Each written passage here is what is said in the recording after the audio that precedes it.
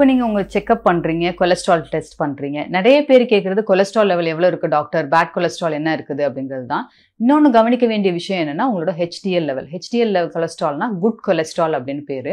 அது ஏன் அப்படி பேருன்னா உங்க உடம்புல உள்ள கொலஸ்ட்ராலை எடுத்துட்டு போய் அது லிவர்ல சேர்க்கும். லிவர்ல சேர்க்கிறப்போ லிவர் அந்த கொலஸ்ட்ராலை டைஜஸ்ட் பண்ணி வெளியேற்றுது. ஸோ பிளட்ல உள்ள கொலஸ்ட்ராலோட லெவல் குறைக்கிறதுக்கு ரொம்ப ரொம்ப important HDL cholesterol, good cholesterol அப்படின்னு சொல்றது. இந்த குட் கொலஸ்ட்ராலோட அளவு எவ்வளோ இருக்கணும் அப்படின்னா மினிமம் 40 மில்லிகிராம் பர் DLக்கு மேலேயாவது இருக்கணும். உங்களுக்கு அதோட கம்மியா இருந்ததுன்னா என்ன பிரச்சனை வரும் அப்படின்னா, எப்படி பேட் கொலஸ்ட்ரால் அதிகமா இருந்தா என்ன பிரச்சனை வருதோ அதே பிரச்சனை தான் வரும். இந்த கொலஸ்ட்ரால் போய் உங்களோட ரத்த குழாய்களின் உள்பக்கத்துல படிஞ்சிட்டு அதுக்கு மேல கால்சியம் டெபாசிட் ஆகி ரத்த ஓட்டத்தை கம்மி பண்ணும். அதனால ஹார்ட் அட்டாக்கோ இல்ல ஸ்ட்ரோக் ப்ராப்ளமும் வரதுக்கான வாய்ப்புகள் இருக்குது. ஸோ எந்த அளவு நீங்க பேட் கொலஸ்ட்ராலுக்கு இம்பார்ட்டன்ஸ் கொடுக்குறீங்களோ அதே அளவு குட் கொலஸ்ட்ராலுக்கு இம்பார்ட்டன்ஸ் கொடுக்கணும். இந்த குட் கொலஸ்ட்ராலை எப்படி இம்ப்ரூவ் பண்றது, என்னென்ன சாப்பிடலாம் அப்படிங்கறத அடுத்த வீடியோல பார்ப்போம்.